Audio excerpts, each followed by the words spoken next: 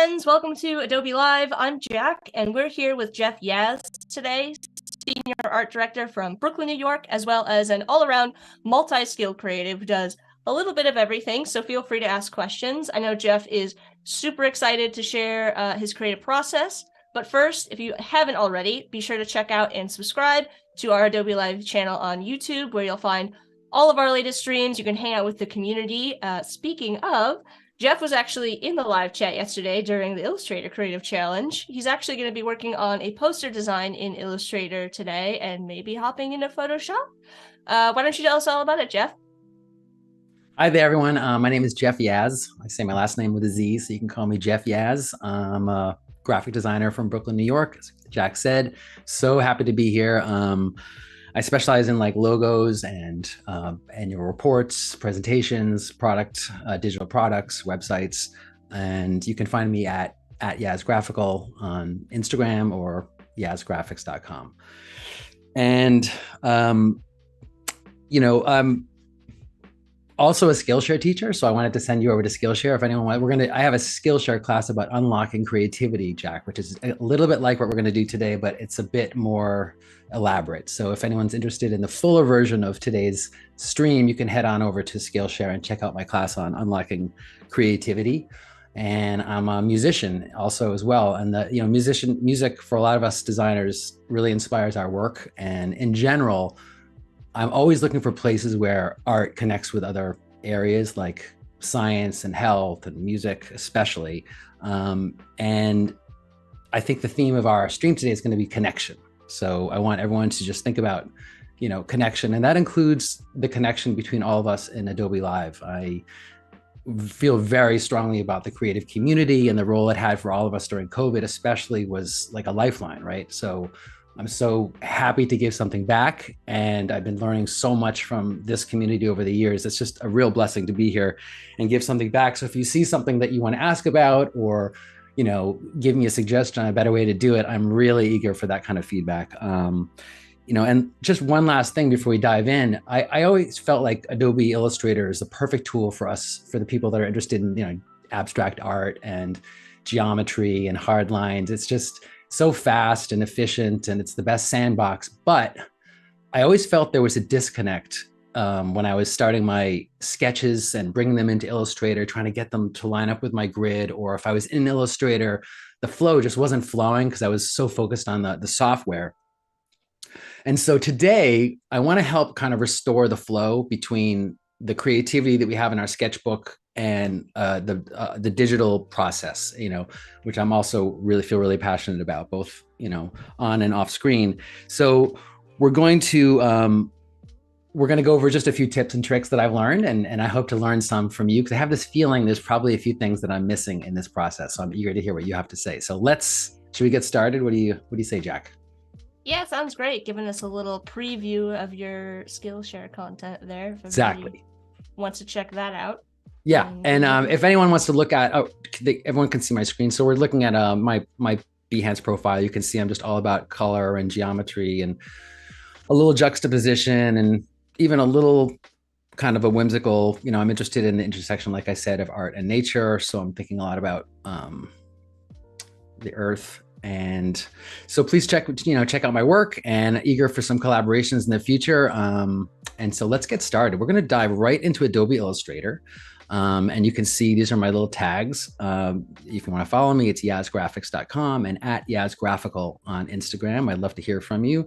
I just want to go over a few specs, which are, we're starting today. We're going to take some sketches, and we're going to choose a sketch together, and we're going to trace the sketch. We're going to color it in an Illustrator and make it into basically an abstract poster. And time permitting, we're going to bring that into Photoshop, give it a little bit of texture, and maybe even add some montage elements as well, because I'm a big secret collage fanatic. So, and I know that collage people are a real tight community, and I love that. So right now we're looking for a target ratio of 3.4, which is just because I want my poster to be 18 by 24 inches. So I started a sketch at 6 by 8, scanned it in at 150 DPI, That goes on an artboard at 18 by 24. And by the way, we're going to save all this stuff. You want to take a screenshot, but we're going to try to figure out a way to get this to you. So if you want this spec sheet to make your own, and then we're going to have a grid line of every 1 inch. We'll go over this a little bit more in Illustrator, subdivisions, smart guides, smart guide tolerance, snap to grid. We'll go over the details once we get into the file. So just to say that preparation is kind of important for my process. And I also am going to provide you guys with the special Yaz cheat sheet, because if you could see my hand, my left hand is always on the keyboard. My right hand is on my mouse. And we need to be working with shortcuts to make our creative flow. So these are actually more important than they seem. Once again, we're going to have a sketch. We're going to trace the sketch. We're going to give a color. We're going to make it into a montage, maybe in Photoshop. We might even have time to show you how I add a little polish in Lightroom, turn it into a mockup. And this is my process. I might not get to all this today, Jack. So make a mockup in stock, portfolio and InDesign, and then post it on Behance. So the whole, we're going to break Adobe today. That's what we're doing. And so my template basically exists like this. I'm in Adobe Illustrator, and I made this is actually an 18 by 24 inch artboard. We're just going to use one artboard today. And you can see on my right-hand side, I use layers a lot, and I label them and I keep them organized because that's just the way I work. And I also love to keep my layers locked all the time until I get to the one that I'm working on. So right now we have guides on, we have our dots, which are at every few inches. I'm not sure how I made. Okay. Then just as a brief little vision on how one of my sketches, this is how it looks when I'm scanning it in. I'm going to scan it at like 150 DPI. Nothing in this process should be at really super high res. Once you decide on a concept, you could go back, but I like the idea of moving fast, and there's just too many things that we're going to be working with to keep it at a high res. So your specs are 150. So let's go back to this little. All right. So Jack, now we want to get the audience, we want to get the community involved a little bit in choosing one of my sketches to do this process with. And I'm going to go over to Bridge, which is a great way to preview a whole bunch of, make a little contact sheet. So these are my sketches. And I've got 10 of them. And you can see they're all kind of simple geometric sketches with a little variety, but more or less, I guess this one is a little weird on the middle row. But I would love to hear, Jack, how should we do this? I want people to give a little weigh in and see if what sketch we should choose for our process today.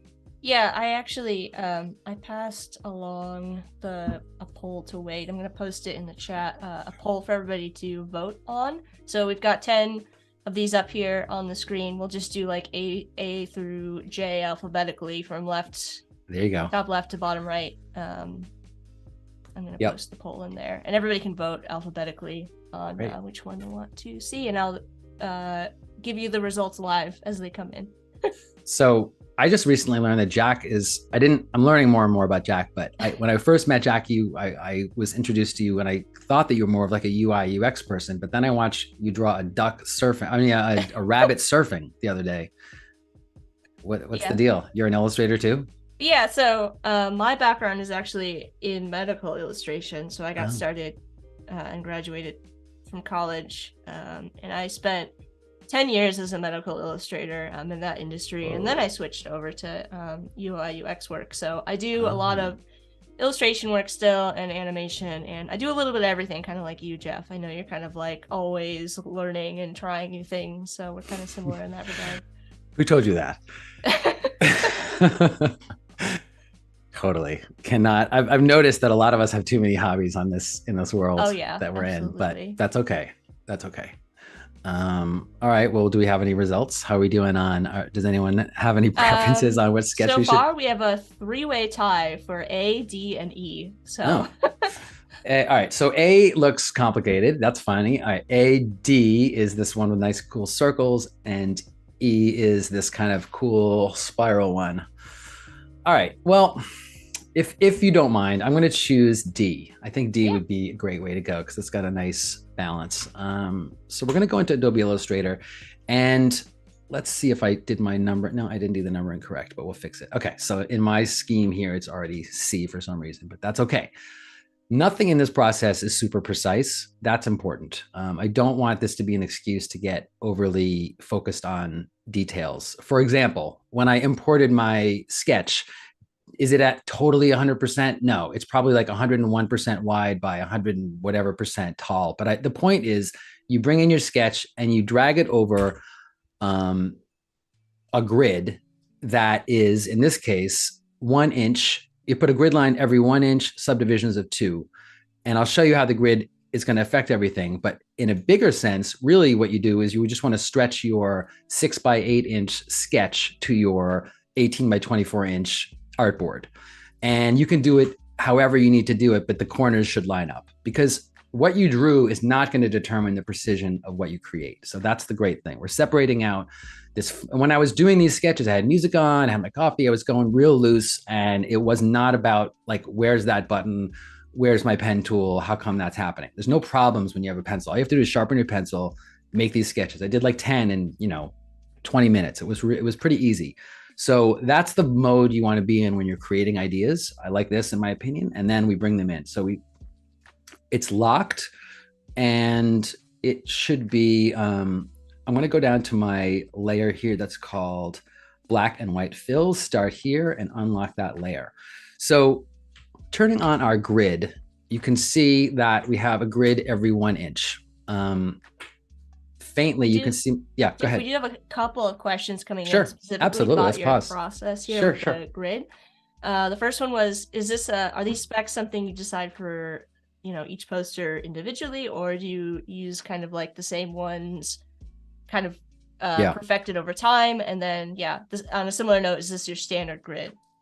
This is my standard grid. I really like to systematize my process. So this is a result of a lot of work and thinking. But the basic one was just on my favorite website, ratio calculator, which is my old school 90s website that makes ratios, because I'm not great with math. And I just wanted to figure out how to wind up at a printable size. So when I take it to my printer, it is easy to convert. So anything that relates to 18 by 24 was going to work for me personally.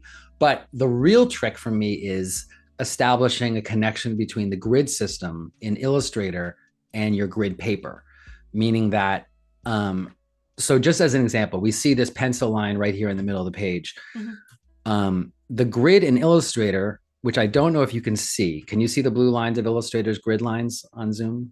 Yeah, I can see that. Okay. It looks like they're coming through on the stream. So we kind of want that to be visible and set up correctly. You can see there's a problem already I can see with my grid paper, my graph paper, and my grid system, but the key lines are correct, meaning that wherever I've drawn, you can see all my shapes more or less hit on lines that are close to the grid in Illustrator, because I'm going to be working with, I'm going to be working with snap to grid on. That's a key part of the process. Snap to grid should be on.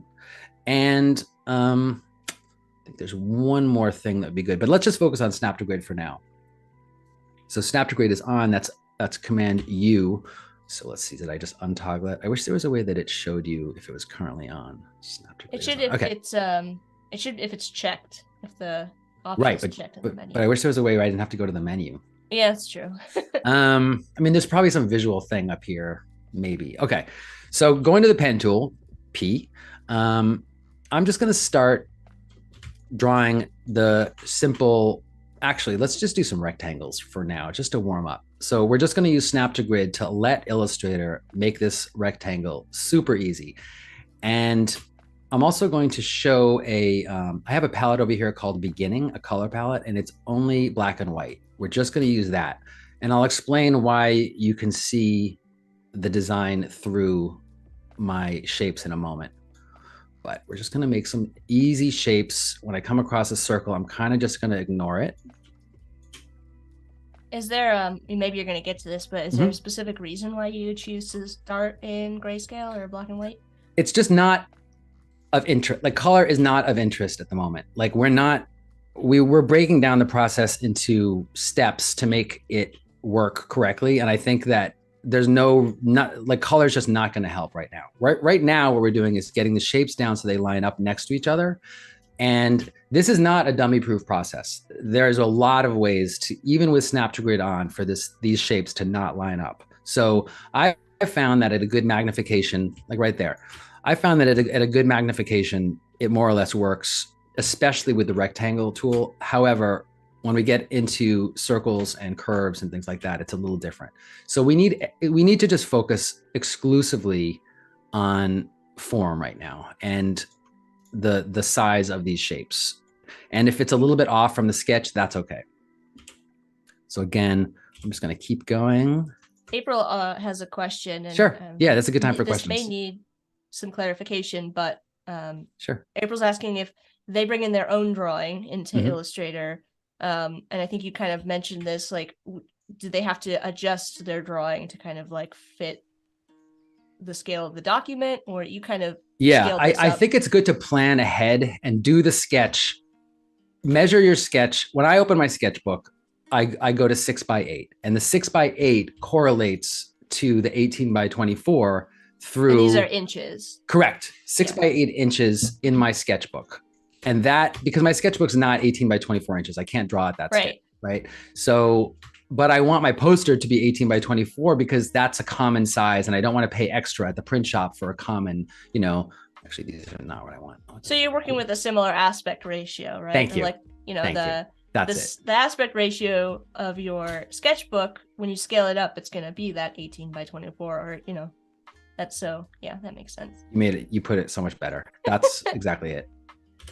Wendo's asking, how did you discover your design process? I mean, it's through, you know, I think I'm kind of looking a lot at Paul Klee. I don't know, looking a lot at some artists that I love, for example. Like I was really, really drawn to some of the work of Paul Klee.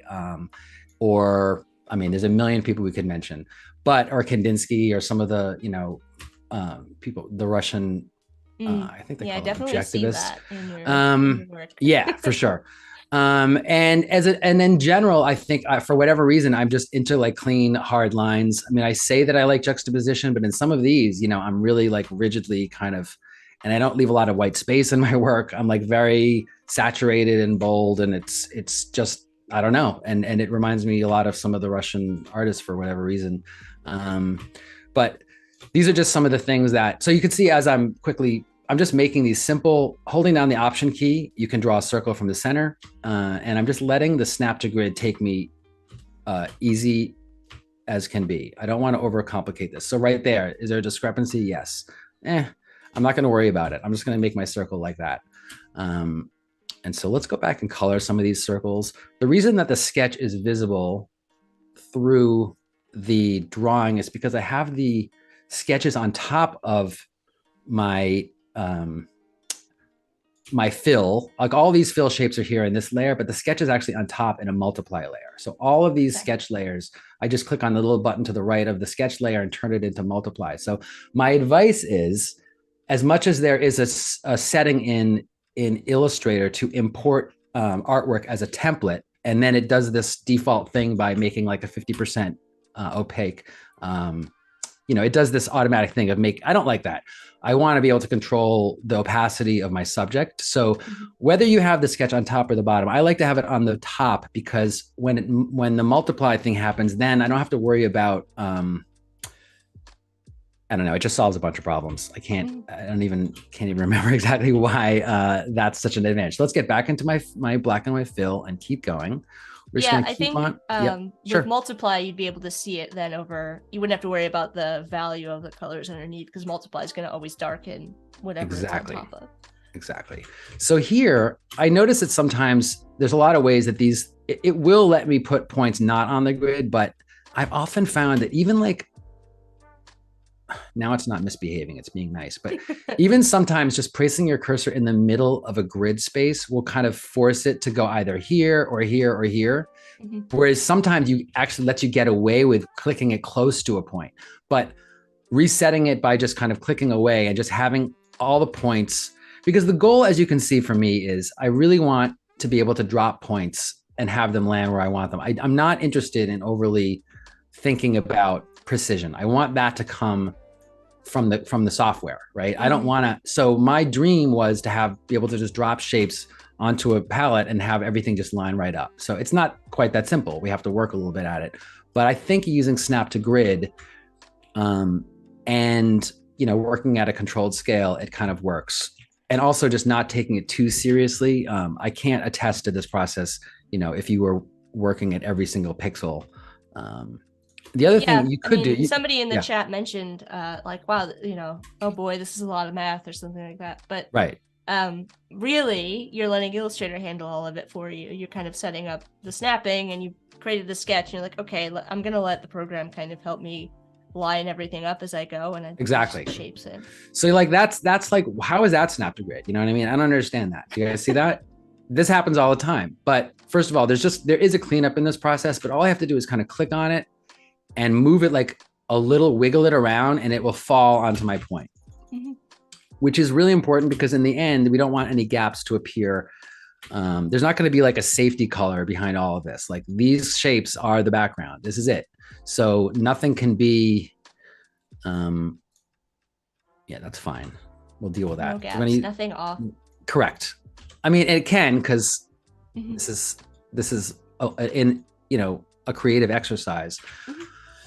But Ryan is saying this feels very Bauhaus and I'm here for it. Totally. And Carol says, it does. I've just tried a couple posters in this style. So cool. I'll take some notes. So I would love to hear any feedback you have, if there's any way to help me with this process. I think there's going to be, there's like a million ways to do it. But all right, let me That's the thing about Illustrator. There's a million ways to do everything. There is.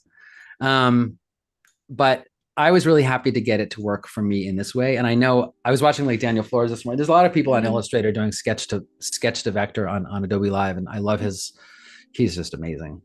By the way, how about, I just like Voodoo Val. Like I just recently discovered Voodoo Val's stream. She is so cool. So fun. Yeah. Anyway, Daniel was on this morning talking about, he just does what he wants and he keeps it really close to his own passion. And I think that's, for me, this is what I'm doing. I'm not a figurative illustrator. I'm not sure how I'm going to resolve that one. I think I'm just going to draw a big old rectangle behind it and we'll figure this out. Yeah, so you're just kind of placing these shapes. You're kind of starting to overlap some in areas. Correct. And all the time I want to try to keep these contrasts. Again, it'd be super tempting to add color, but we're just not going to do it. We're not going to do it. Yeah, so what the grayscale lets you do is focus on the values, right? Sure. And no matter what color you apply to this, it's gonna have contrast, right? Did you ever take an oil painting class? Yeah, actually I did one oil painting. The one class that I took, or I took a few, but the few classes that I took, they always made us put like an undercoating or something. I forgot what it's called. Yeah. Right. For shadows and darks and lights. And I was like, oh God, this is terrible. It's all like this mustardy color. I did not enjoy that, but it's a little bit of that. Okay. Yeah. Let's pause. This one's horrible. Let's just send that to the back for now. I don't know what to do with that one. So I think we covered everything. That was just quick. Simple, you made quick work of that. Simple shapes. Well, again, it's not taking it too seriously. You could spend so much time, Okay, so here it is without the sketch. So just in the spirit of working quickly, I could think about this a long time and I'm going to do one thing is I'm going to select all and just get a sense of, or even Command Y and just see what the real structure is. And maybe I can spot a few problems right off the bat. I'm gonna put my Command back on. Y, for those of you watching, sends you to window or view. Outline view, correct. Yeah, outline so that lets you just see the shapes without anything applied. No fills or anything. Lost my drawing, Jack. Oh no. No, it's here. It's just, what number was it? Everyone voted on one, but I had the wrong I think it was thing. D, but it was really C. Okay, great. There we go, C. You found okay, so if you do this, which is Command Y, you can kind of see like they call it an outline view. And because we're on a live stream, I'm not going to fix too many of these right now, but this would be how one would go and check your work the best. There's a few other ways down the road that we'll have to check your work. Looks like one of them's on the grid, one of them's not. Command Y gets you back. All right, I'm not going to worry about that. So here's an easy way to do it using the Pathfinder tool. we're going to select all. Love the Pathfinder tool. Yeah, bring that right into, well, actually, you can see I've got my stuff set up the way I want. So I'm going to leave it there, actually. So you can see down the bottom Pathfinder. I think what we want for this, Jack, is going to be divide. There's a lot of ways to go, but we're going to go divide. And then we're going to... I was wondering if that was what you were going to end up using to do this. Yeah. Okay. And then... Oh, we forgot about that little circle there. Here, let's just add that in. I like that circle. Yeah, so divide. So the Pathfinder has a bunch of different options that let you kind of break apart or merge shapes in different ways. And so using divide kind of takes all of those overlapping shapes and splits them all apart into individual little pieces. Thank you. Sure does. Corey said, where did the big circle on the upper left go? Yeah, where did that go? It's a great question. Let's put it back in. Yep, we can always. Thank you for that. I totally would have not noticed. I really appreciate it. So we're going to make it select all and hit divide again. Okay, and then let's hide mentioning sketch. It would be fun to mimic Klee or Kandinsky for a poster. Yeah, this is very Kandinsky in style. I agree. All right, we're going to leave our strokes off, by the way. No strokes for this. Okay, so let's go to the shape builder tool for a minute. This is a fun tool, came in a few rounds ago of Illustrator. And so if you have everything selected, you can kind of basically can combine shapes. So we're going to just spend a little time using the shape builder tool to clean up our work. I can drag the shape builder tool from one selected shape to an adjacent shape to create a compound shape. Hey, Roxy. Oh, I hear a dog. Yeah. That's Roxy. We'll have to let her in a minute. Okay. So you're kind of using the shape builder there to clean up some of those little shapes inside. Exactly. But I don't want to lose like their definition in terms of the contrast. So I want to go back right away, because if you start breaking everything into that, but then lose their individual forms, you kind of taking a step backwards. So we want to keep the contrast up. You'll see why you'll see why shortly, but that was already really helpful. Let's turn this back on. Great. So yeah, those two. Yeah, go ahead. Also, I mean, contrast is also important for like, not just to make sure that, you know, your shapes are kind of coming through clearly, but if we're talking about my background, what I do now is in web design and stuff like that. So that accessibility becomes really important, making sure that people can differentiate those shapes. Thank you so much for mentioning that. That is a huge interest of mine. I am learning so much about accessibility and contrast and color. It's really interesting, like how there's a few sites that will show you these some combinations that are better for people with sight issues or people that, I mean, it's amazing how you can accommodate without changing too much of your own style just with some information, you know. Like I recently, I'm a art director over at the Brooklyn Conservatory of Music for the last bunch of years, and I help them with their color palette. And we've recently learned so much about how during a web design process, how accessibility kind of shifted our thinking on like white type on color is not as good as black type on color in some ways. I mean, that's a generalization, but to be able to kind of make suddenly all of our body copy on our website much more legible by using color backgrounds with dark black text instead of what you'd think would be better, light, like white text on a dark background would be great for people, but it's not always. And then certain greens are better than other reds. It's super interesting. So thanks for bringing that up. Red-green color blindness is the most predominant, most common type. But you're using a lot of these principles, right, in this illustration too. It's not just web design that has to worry about that kind of stuff. Like, you're paying attention to the contrast as you're working, even in grayscale here. Correct. I certainly am. Okay. What is the keyboard command for the shape builder tool? That is Shift M. Gosh, okay. Don't ask me. I have a couple keyboard shortcuts that I know because I've accidentally hit them so many times, but I'm terrible at shortcuts. So one of the rules I like to do with my flow here is I'm trying to not, I don't really want like some triangle like suddenly jutting into a curve, like that kind of, you know, big. I'm not sure. Yeah, I'm not sure why I can't really express. You know, it just kind of goes against the rules that I'm using. Also, the eyedropper tool is kind of a nice way to pick up colors from other parts of the drawing. If I'm leaving it on I, so I'm hitting I for the eyedropper tool. But then if you hold down Command, you toggle to the item tool, which a lot of us use. But if you don't, you got to use that one. So again, the eyedropper tool is what I have selected, but I'm selecting things on the fly, holding down the Command key. Or if you're on a PC, it's on a control. It's not the Control key. So that's huge. Putting down A, I'm just going to get in here real quick and fix that. That lets you kind of go really speedy through this process here. Correct. Oops, what happened there? All right, I'm not going to fix that, Jack. I'm just going to leave it alone. I know there's a gap there, but I'm going to pretend it's not. Well, that one's too big. We have to deal with this one. So using the shape builder tool, I'm going to fix this. Shift M. I'm going to just make it part of. There you go. It's not done yet, but we're going to make it part of this. These two shapes should combine.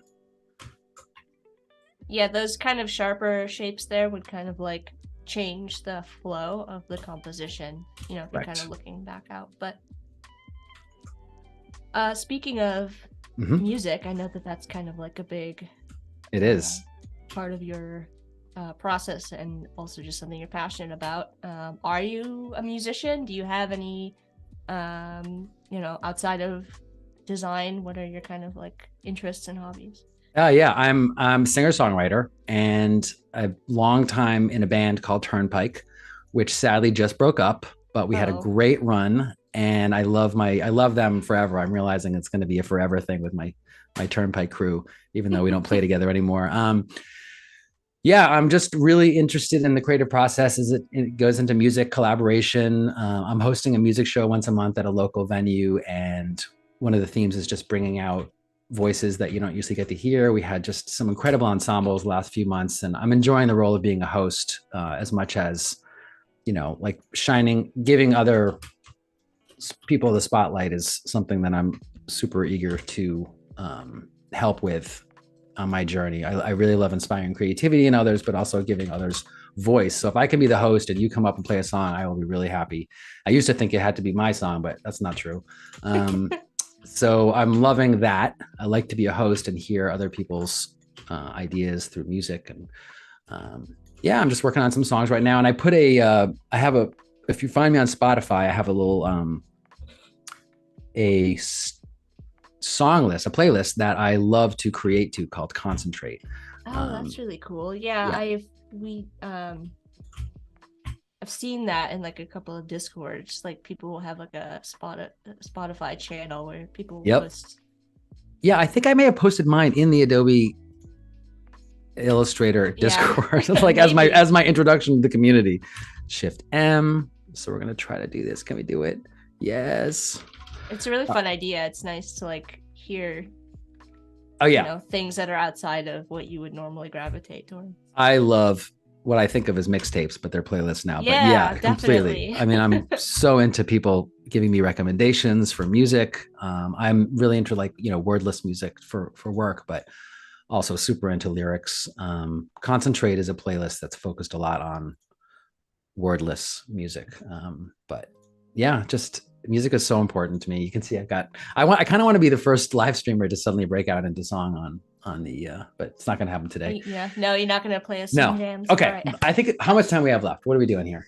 We're good, right? We have like an hour left. Okay, good. Got time. Let's take a breath. Sped through this. Yeah, let's take a breath and just like kind of give a Command Y and look at the structure of our work. That looks real clean. Yeah, right? I mean, we got something there. The only thing I regret is losing the top of that circle, but I'm not gonna fret over that. So let's break these into shapes as much as we can. Start the music. We have an hour to sing. Do you have it? Is CJ playing music for us that I can't hear? Is it like really calm and peaceful? What are you guys doing out there? Uh-huh, okay, cool. All right. Well, that's my other goal is that I'm going to take over this. I'm going to take over the music and violate all the royalty, all the things that we can do, play songs that we don't have copyright to. And Yeah, that's a good point. We probably shouldn't do that. yeah, we won't do that.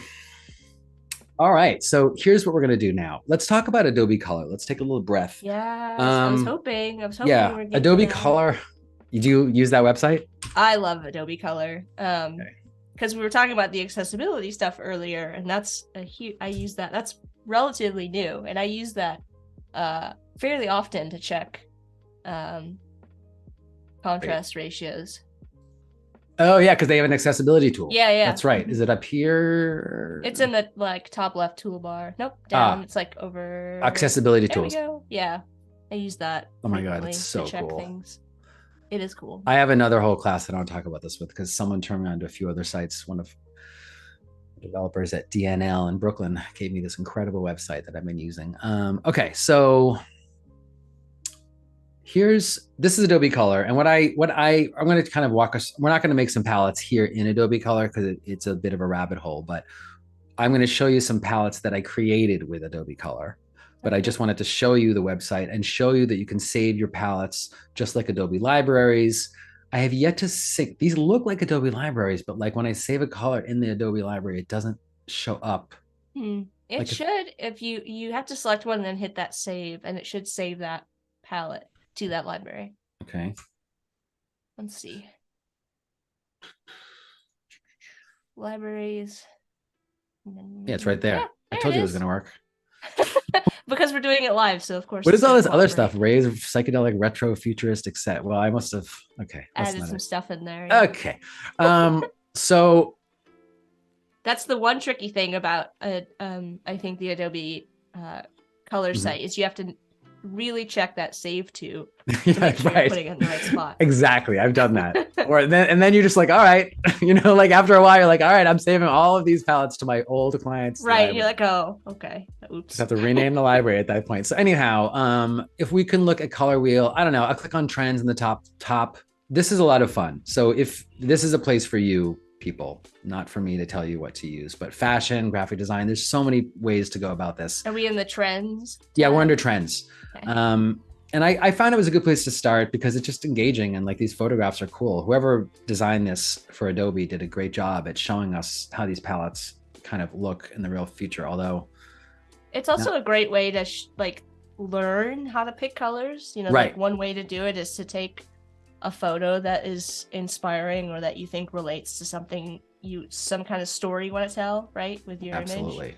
And it shows you like, oh, they pulled the colors right out from that photo. It's kind of a cool way to think about it. I agree.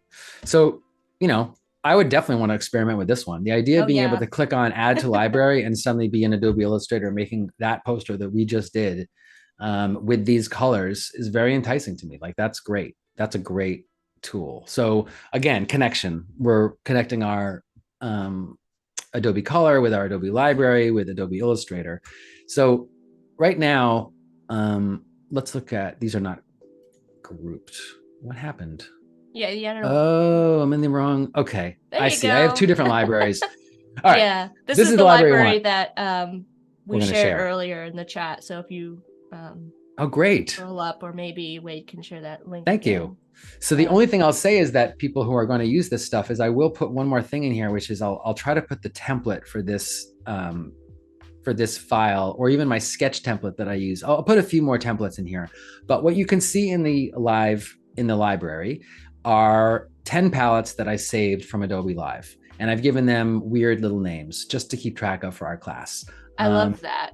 I love that you've named them all. Yeah, I didn't like the names that they came with, so I had to name them all myself. And so basically I imported them into Illustrator. Well, for some of us that aren't super great at holding a bunch of complicated ideas in their heads, and frankly, myself, I enjoy spontaneity in my work. I really like the prep and then seeing what happens.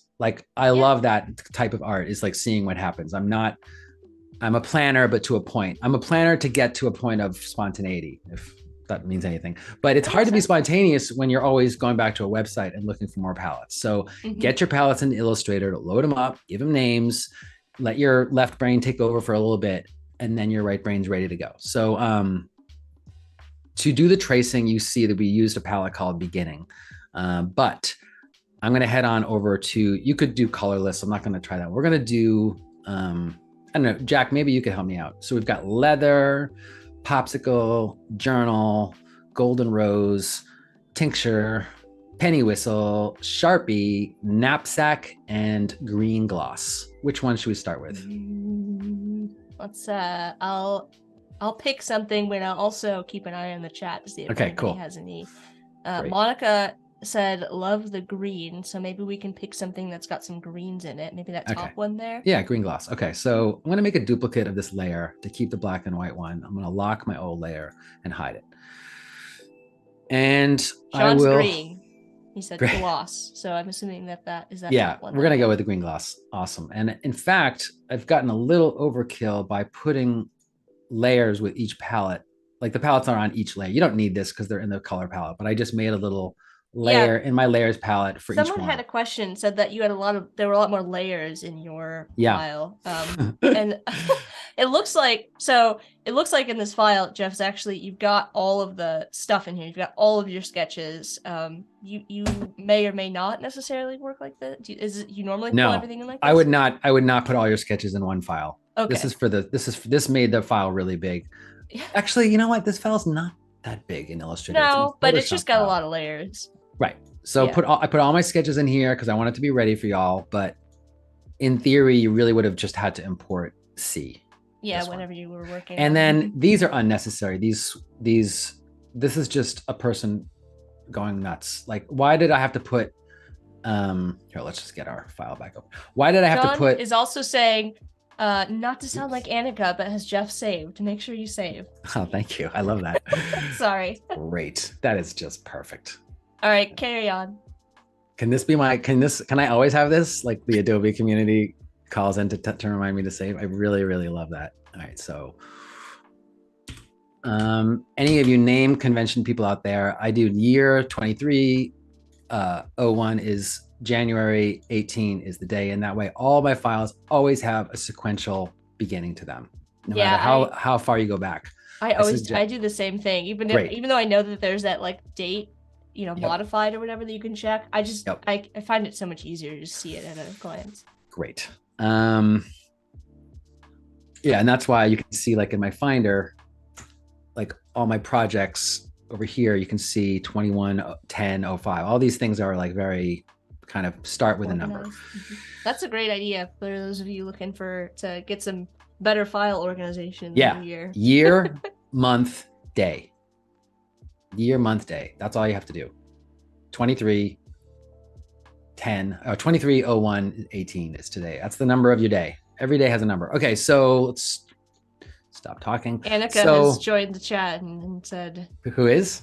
Annika normally tells everybody to save. Well, thank you. The chat I really appreciate that. To save. All right, so does anyone know the keyboard combination for select everything with the same color? Select all. Color. Yeah. I don't know the keyboard shortcut. I'm gonna say, did I make this up? I think I made my own. Is it option 9? Actually, I think you might need to make your own for those. I think you did. Okay, so I made it option 9. So I'm gonna select on an object, go to select, and choose select everything with the same fill color, just to get started. So everything I happen to, by random whatever, I happen to color that particular gray. I'm gonna eyedropper and pick up this green. Okay. Did I use it wrong? Select same. I'm using the wrong palette, Jack. Hold on a second. They wanted green gloss, not knapsack. 1 second. Hold on. It's okay. Select same fill color will select everything that has the same fill color. You've got a bunch of different kind of options in that menu. Right. You can also do select same appearance. In this case, because everything has just that fill color on it, it would pick everything that's got the same appearance. Cool. But if you had if you were working with you've got some global swatches up there, I see. If you had tinted those and you wanted to just select the tint and not all of the same fill color, you could select it that way. Oh. Well, so there's so many ways to do it. I've got addicted to, I really need a keyboard combination for I need keyboard shortcuts are under the edit menu. So change this to file.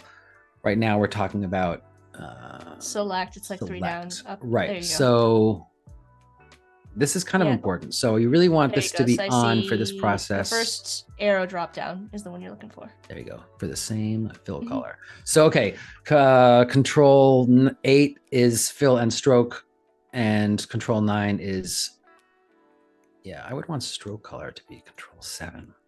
How about that? There you go. Or Option 7. You just updated your own, make your own keyboard shortcuts for these since there aren't any default ones. Exactly. So we just made our keyboard shortcut for same stroke color, but that's not going to help us right now. Right now, we want same fill color. So again, I click using the direct selection tool, holding on A, click on one object, Option 9 to select everything with the same color. And this is not going to create my art for me. This is not AI. This is not going to be great. This is just to start. So Option 9. Eyedropper with the I button, the keyboard for I, the I key. Okay. Eyedropper. Thank you. To the eyedropper tool. We're using keyboard shortcuts to switch between selecting the shape with the fill color, selecting all of them with the same fill color, and then an eyedropper. Right. Now we can clearly see that brown got the short end of the stick here. So what we're going to do is just make a quick little with our eye. Yeah, just find some colors that are still gray and make them our I'm gonna go over to our palette now because I like just clicking on this. So two different ways of doing it. Clicking here. While you are doing a chat, I'm just gonna let everybody know to be sure to check if you're over here on Behance, or if you're over on YouTube and you want to check this out. Above the chat there is a new tab, relatively new tab, that says guest recommendations. Be sure to go and check that out and submit somebody that you know or yourself if you want to see that person maybe on Adobe Live in the future, like Jeff today. Go check out that tab and fill it out. And if you're just joining, Jeff is working on a poster design, geometric poster design. We started with the sketch. Go back and watch the replay. Lots of great tips and tricks about setting up your file here. So right now, thanks for that. I'm basically just kind of blurring my eyes and trying to keep colors away from one another so we don't have too many repeated shapes with repeated colors in them. So we're just basically creating what is essentially a smattering. I don't know what the word is, but we just want to keep a lot of right word. Yep. And if I see little shapes that I might want to combine, I hold down Shift M and use my shape builder tool to combine them now. Great.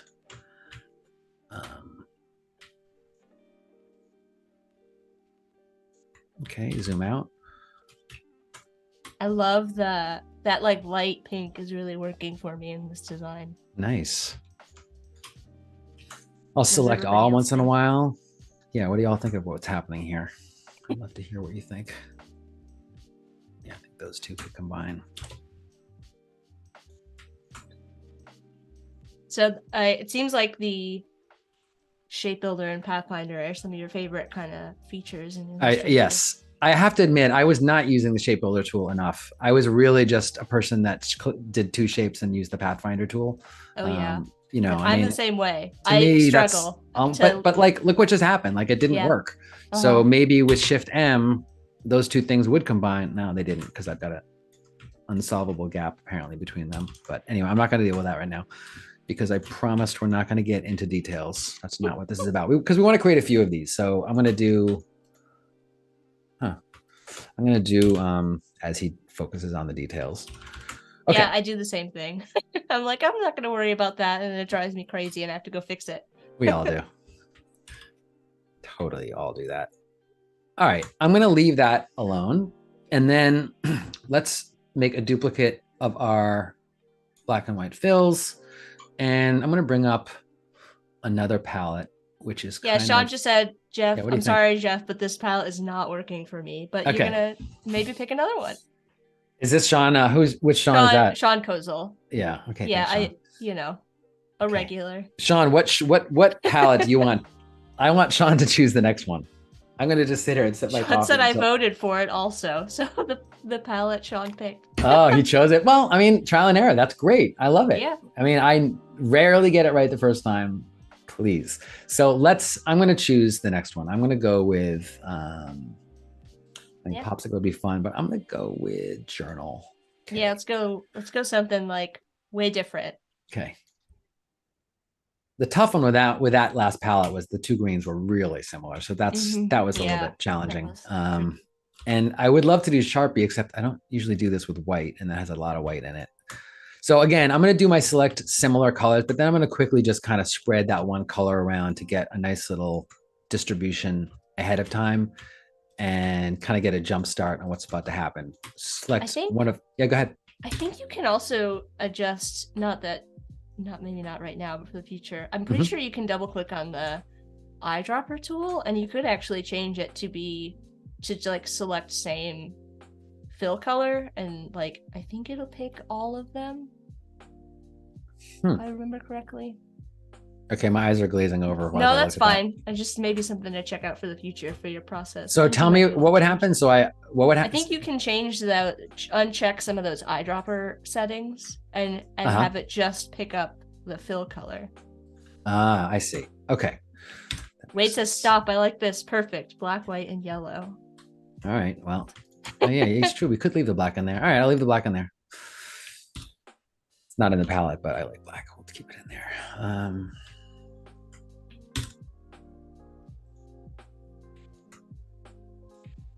So,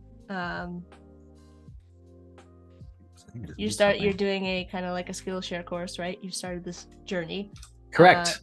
What advice would you give to new designers just kind of starting out? Maybe new, it could be someone looking to get into poster design or print work, or maybe just in general. I mean, there's so many there's so many things to say to that. I mean, right. But I would definitely, if I was speaking to my own self a while ago, it would be about, that there's a lot of work to do, that design is not easy. It takes a lot of trial and error. And as much as the first thing looks great, it's probably not, it's not like the thing that is going to solve everyone's problem. It's just a great step that you took. Look at that. That is not pretty. Struggle. I think it's just a tiny shape. You might be able to like select just change the color or delete it. There you go. Just get rid of it. So I would say finding something like that one's going to be really wonky because it doesn't, that works. Okay. I would say finding something that feels, finding the side style that really kind of defines you and not expect to get there right away. There are a lot of people out there who at a young age can find a groove and work, and it's just like, how did they figure that out? It's like when a writer, when like, I'm thinking about, when a young songwriter writes about incredible heartbreak and you're like, how the hell do you know? You know what I mean? You're 20. Like, what are you talking about? I'm trying to think of that. Jackson Browne wrote that song These Days, it's like, what? He wrote it when he was like 18 or something. It's crazy. And it's the song about, you'd think he'd written, he'd lived his whole life already. So I think it's really important to work, if you enjoy doing this, it's going to take time to figure out what your style is and what distinguishes you. But like I say to people who in the songwriting community, and what I was told by my good friend Ryan, people aren't, at least for Jeff Yaz, people are not showing up to watch me play covers. You know what I mean? It's not what I'm selling. It's really great to hear that song, that cover song, but when I play an original song, that's when I become a little more interesting to the audience, because it's just not like, I'm not the most amazing musician. I don't have the most amazing voice. I don't have the most amazing ideas on how to redo somebody's great song. That's just not my lane, but it's very tempting. And so, but another quote from the world of music, Woody Guthrie said, there's no theft in folk music. And so it's really important, I would say, just to copy and work, and just don't get enamored with whatever stage you're at. Like, keep it moving. Definitely. It's kind That's of great advice. Yeah. one of the big things. Yeah, but originality, I guess, underneath all of that is try to find something where you can really express who you are. What do y'all think of this? How are we feeling? I'm sorry I had to take out the black. I was just gonna comment. Clever likes the heavy copper brass tones. Wade says, "Oh yeah, now drop that dark green to a dark verde green." Oh, wow. I am going to leave the colors alone right now. I love this color. Yeah, this color palette is. Yeah, this is fun. I think we're going to pause right here because I want to show you, because I'm loving the fact that we can take this to another level. I'm going to keep going. Rather than make more of these, I'm going to let this sit for a sec, and we're going to show you how to bring this into Adobe Photoshop. And because right away we could take this, work on it a little bit more, and drop it into a great, I've got some great mock-ups in that I've saved from, let's see, from stock, from Adobe stock, on how to, if you need something to drop your artwork into to make it look a little bit more polished, just head on over to Adobe stock and we can find poster mock-ups. Here, let me show the ones that I've created for this class. Yeah, we got about a half an hour, so I think it's a good time to hop in and go through some of that stuff and maybe get into some of these mock-ups, because it is nice to see what it would look like in the real world, right? So if we were stopping right now, I could drop this in to one of these and it would be great. And that's kind of where I've left it. I have a let's see if I can show you. I've got a poster right here actually on my wall.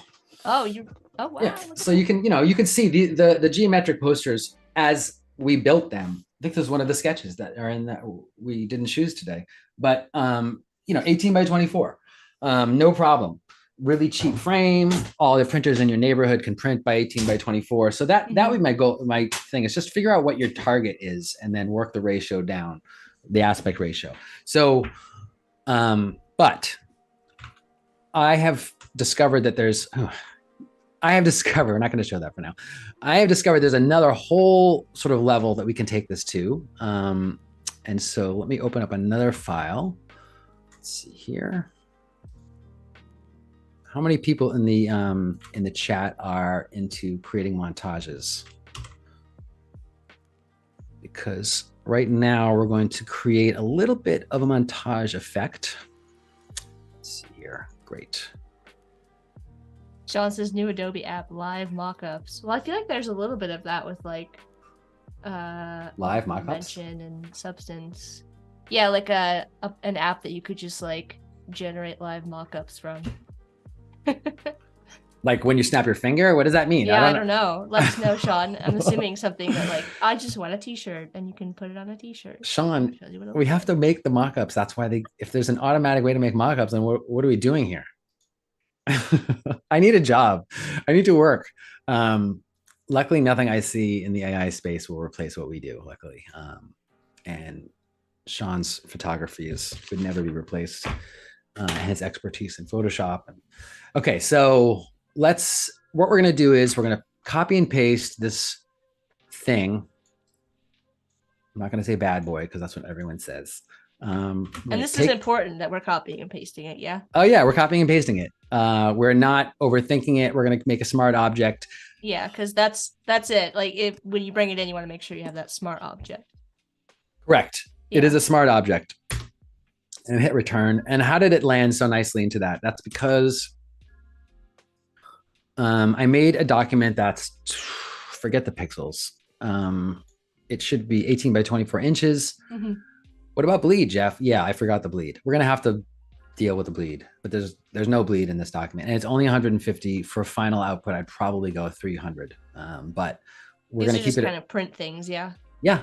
Final, if it's something you cared about, it was going to be, you wanted to print at the highest fidelity possible, definitely would want this at 300, but that would slow our progress down right now by half. So I'm going to keep it at 150. And I like that everything is light. You'll see that I'm about to bring in a lot of scans and I scan them all in pretty low res. So right now we're in Adobe Photoshop. I'm going to show you a folder that I've imported a whole bunch of strange images from I was walking my dog the other day, and not the other day, but last year. Okay, and Last year was the other day. I find stuff on the street every day. Literally, the things that people leave on their stoop in Brooklyn is crazy. But somebody had left the DVD library to like National Geographic's entire archive. So I was like, I can't resist. You just, like, picked it up. Just picked it up. They just left it there. I mean, yesterday I found like a chef's set in like a gear bag. It was crazy. Anyway, so National Geographic archive, like 12 CDs in it. And so I just spent I literally went and bought a cheap CD drive for my iMac and downloaded all of them. I had to, because I needed all this stuff. Right? How could I live without all these strange? Okay, so I have a lot of files, but this could be done with Unsplash. Take a bunch of photos that are kind of random, but you like the textures of, and bring them into Photoshop. And I recently learned that I could actually drag all of these things in my layer palette. I drag them from my Finder into a folder in my layers of Illustrator, and they just took. Like, I had to hit the return key 80 times basically, but meaning that it imported them one at a time. But it was nice to not have to physically import these files, because what I'm going to do to them isn't terribly precise. So I didn't care how they came in. Let's just show one of them just to get going. So using the magic wand tool, I'm going to go back down, make sure that I'm on my target layer, the vector, my mosaic, I call it, my piece of art. And I'm going to check for the magic wand. I want this to be on contiguous. And I'm just going to click in the upper left corner to select the shape that's up here. Then mask, go to my layer that I'm viewing in front and mask it. I'm going to unlink the mask, click on the target image, using the item tool, move my artwork into that little space. Now, when you're picking these, are you thinking about the colors in the images? Yeah, sure. No, okay. I just got lucky. I mean, yes, ideally, if this is your art and you're creating, because ideally, I think this is like, in the end, you'll see, you could create something very personal with this. This could be something, because your mosaic is something that you make. No one else could have made that. The photos that you select, no one's going to select those photos. The way you crop them, no one would ever crop them. So the end is going to be personal no matter what happens. However, it could be a mood board, right? This could be something that you use photos of things that are important to you, nature, animals, whatever. I had this idea of those old printer drawers. I always wanted to take all people's mementos and put them in all the little pieces, people send me their stuff and I make these crazy, printer drawer mood things. This is kind of my version of that, in a way. So again, select the image, go back. I think I can get away with something if I don't want to go back. Well, I'm gonna have to go back to my target layer for now. Select another shape. Oh, what happened? Hold on. Oh, because I hit it. I didn't need to hide this. I'm gonna lock that layer, go back down, and again, without too much worry about where it's being masked at the moment, just hit the mask tool, hit a mask, and then unlink the mask from the image. Oops, I double clicked on it, so that was a smart object that accidentally moved the mask. So you want to make sure you're selecting the image and not the mask. Very important and easy to mistake. Control or Command T to transform, holding down Shift to keep it in proportion, which somehow that seemed like it didn't stay in proportion. Oh, it did. Okay, so I don't know. That's fun. Let's leave it like that. I'm going to burn through a few of these, maybe if there's any questions.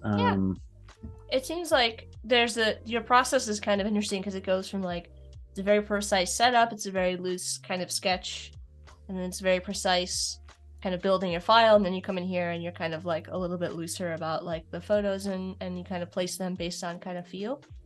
Exactly. That's exactly what it is. Juxtaposition. A little bit of this, a little bit of that. Looks like the chat has been talking about Adobe Aero. Do you know anything about that? No, that's 3D? It's environments? It's like a augmented reality kind of a thing where you can put things in a space. Ooh, tell me. Camera. Tell me, chat. What's up? I want to learn about it. Why should I check out Adobe Aero? I think they were talking about it in relation to mock-ups. So if you wanted to create a mock-up and have it in a real space, I guess. You can I use the like see. arrow. Oh, like 3D environments for your artwork. Yeah, kind of. That texture is working out really well. Just double checking to see if I missed any questions in the chat. A couple people were comparing your process, your naming convention, and just like your mathematical process to like programming. Like, is that something you, in one of your many endeavors, are interested in? Yeah, I mean, math is super interesting. I definitely tried to be a coder and failed. Because I just get really interested in one thing and then I move on. So there's no way I'm going to spend my whole time like in, oh my God, CSS, no way. It's just not visual enough also for me, but I love it. I mean, I love the idea of it. And I think math is super elegant and incredible. So we could nerd out on math, but you have to stay within my range. It's like when I took this cosmology class in college, that professor kindly let me like not do the math parts. I was like, what? So nice of him, because I just did not understand enough about the math elements, but I was super interested in space. Anyway, yes. And like ratios and numbers are easy for me, whatever part of the brain spectrum I'm on. I tend to, want solid answers, and I like things that are easily divisible, and working out problems with math is super. I mean, you're the same probably. Like I'm not alone in this. We all love the reliability when everything is so crazy in art.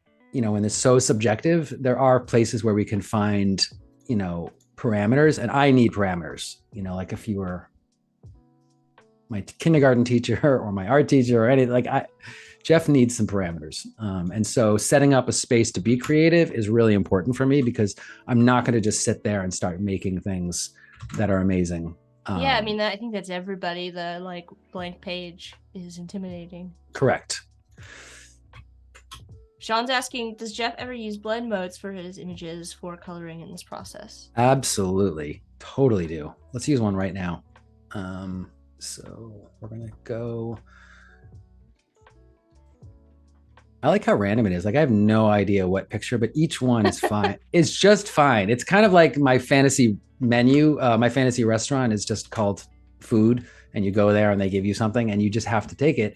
And I kind of like that. Yeah, I mean, I would be down for that. Good. Yeah. I mean, I know everyone has allergies and there's things we have to think about and whatever, but I do like the idea of just kind of surrendering. And so for me, surrendering right now. All right. So Sean, let's try. You're so very, right, like, though. Therapeutic in a way. Like you're not in your day to day. You have to be so like focused, right? Yeah. And so very like in the work mindset. And then this is just kind of like letting yourself be. I forgot I was on camera. Hi, everyone. Absolutely, Sean. Why can I not change? I've changed this to a multiply layer, but why isn't, I know the answer, but I only recently learned this. Do you have can anyone figure out why, even though I changed this layer to a multiply layer, it stayed exactly the same? We know there's a color behind it. I'm not like a Photoshop Anyone? expert, so maybe somebody in the chat knows. This is really helpful actually, because this was, I did not realize this. It's something about the group that it's in. It's supposed to like pass through, right? So if your layer is in a layer and it's a normal layer for the folder, it will treat all the blending stuff that happens in the folder, it overrides it. So in order to let each layer in the folder have its own blending properties, we have to just, choose pass through for the folder that they're in. No problem, no big deal, but it was nice to find that out. And sure enough, that's cool. So again, that was the image before we brought it in. And that's multiply. And I am going to add, I have a dissolve folder up here, because as a little sneak peek, what we're going to do is, what we could do, and we'll do this right now before we run out of time, is we're going to go over here and let's magic wand this shape again. While you're doing this, Ren has a question. Could you use multiple masks on the same image? So could you mask different parts of the image in different shapes? So totally. The same image that kind of shows up in multiple places? Absolutely. I'm going to get to that in 1 second. So to dissolve, when I say dissolve, what does he mean? There's a way in the brush palette, right under normal, when you have your brushes in Photoshop, to select dissolve. A lot of us know about this, and it's kind of useless for most things, but it creates a cool effect like that. If you can see, it's almost like a grainy blur. So we're going to turn down the size of that a little bit and take one side of our shape and then give that maybe some kind of a blending mode to give that texture. Yeah. So you're almost adding some like faded like depth or correct with like the texture. Right. And then overall you can see that would really pay off if we did this, to like, if let's say next door I did something really different. Oops. Hey, let's save. I'm kind of stuck for the minute, so I'm going to save. Awesome. Okay, so let's take the one next door. Let's go back to my original shape. Magic wand, click on this little here, and then go back up to my dissolve folder, make another layer, and then let's do black this time. So you're always kind of going back to those selections from that original image. Correct. Yeah, your mosaic, even if we might cover this entire thing and never see these colors again, but they provide the ways that we are going to make selections on the fly really easily in Photoshop, because they're just such easy lines for Photoshop to find, that the magic wand tool, piece of cake. So this one I might do, multiply, or just kind of see what happens. Like even divide creates an interesting effect. I might like turn that around. Have you ever noticed how the transform tool doesn't show up until you zoom in or out? It's really annoying. I don't like that.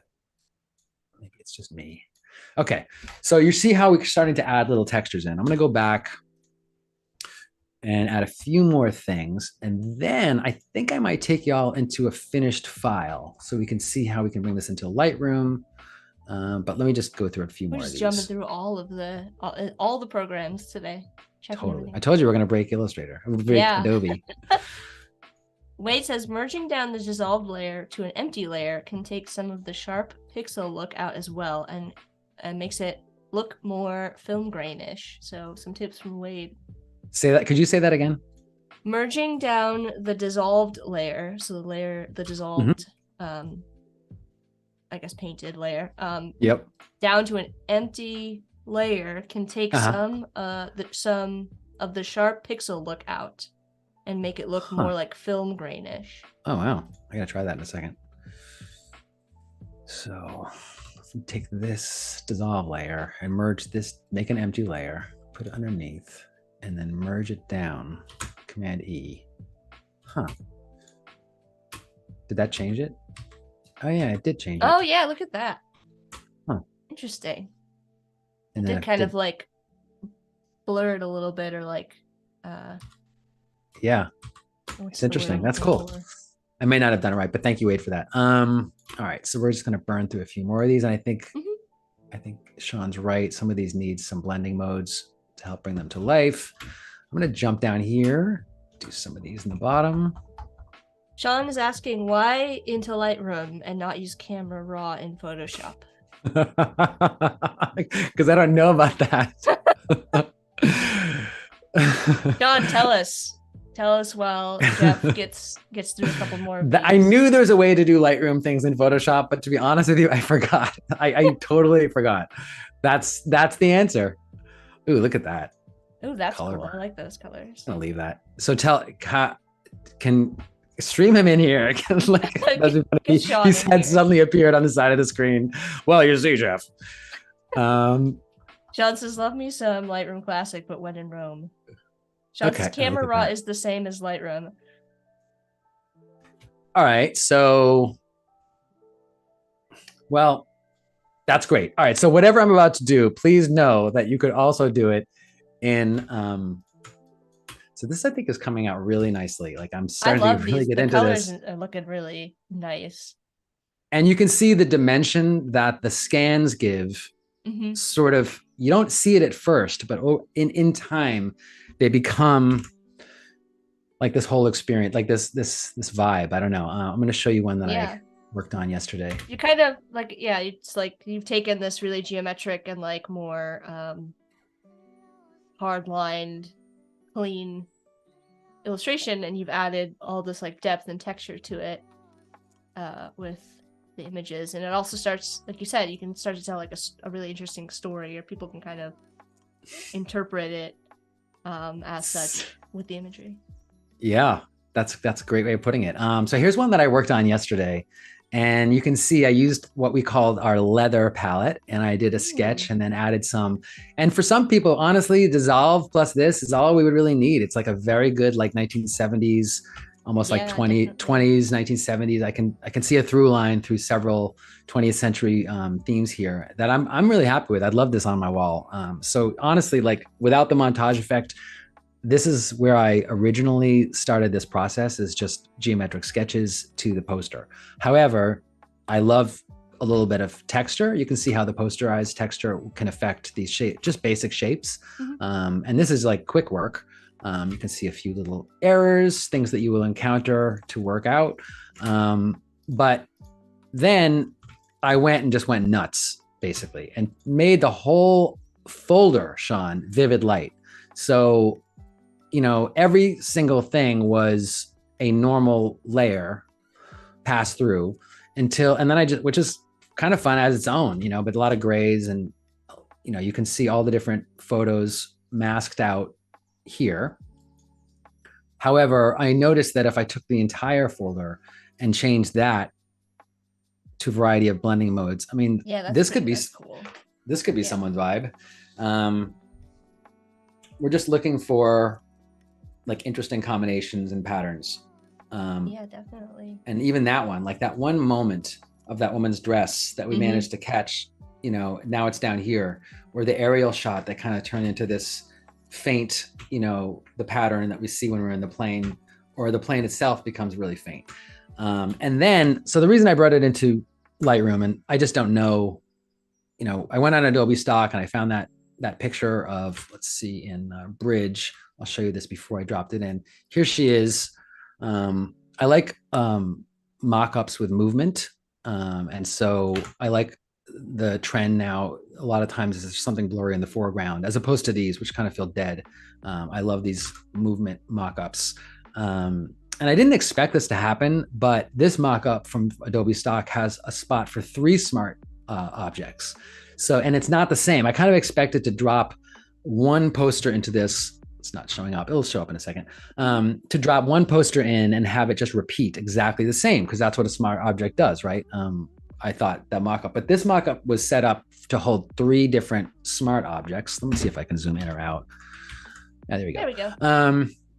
And so basically, I opened up one, put one in, and then I started flipping them around though, meaning like creating, let me open up the one I did yesterday. I started flipping it up back and forth. Oh no, that's not it. Here, go to my Photoshop file. This is the part we talked about, Jack, where I dig into my files and I can't find what I'm looking for. We've got about 15 minutes, so maybe we just like pop one of them in. Cool. To the mock-up here. Oh yeah, here it is in TIFF. That's right. There we go. So you saved out. Yeah, I saved out a flat version. This is a version where it was just, the geometrics. And then I have a version where I added in my montage effects, which nice. Frankly, I kind of love. Like, there's so much. Definitely. I've been looking at this morning, like the Civil War or whatever, the soldier who's kind of symmetrically. Just a lot of surprises happen for me on this process, and that's what I'm looking for. It looks like a kaleidoscope, like looking through a kaleidoscope. This one, the way that the symmetry is. That's a great answer. It's kind of what I would want people to say with my art in general. It's like, it's kind of like looking through a kaleidoscope, because it's fractured and there's a lot going on, and it's like an angle on our universe that's kind of strange and weird, which is definitely also gold. Suggests maybe you pair adding text to this too. Like you could add. Yeah, what could I add? Let us know, Unicorn. I would love to add something to this. What should we add? Good question. It could be Adobe, something for Adobe Live. An event poster or something like that. Oh yeah, Adobe okay. Max. Well, let's do that. Yeah.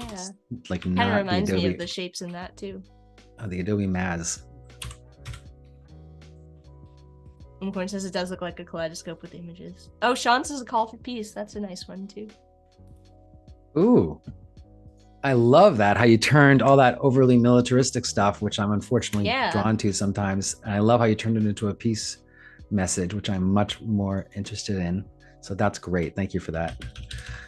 Call for peace. I like it.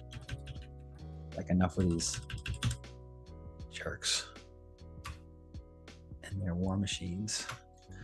Great font. So you yeah, just, like, pulled that out of nowhere too. Like, this is from going. Yeah, this is my font that my friend Sue and I work together with. It's called Lusty. Oh, cool. Yep, I love this font. I think it might be on Adobe. I'm telling you, we're gonna break it.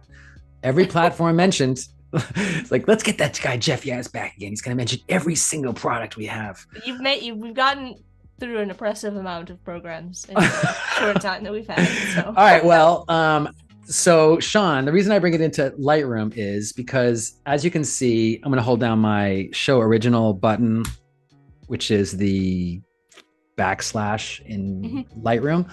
So that's the original. And I've really become enamored because I'm not a professional. I don't know about this stuff that much. I know a little bit about exposure and what I like, but what I've really liked is the all the user presets in Lightroom.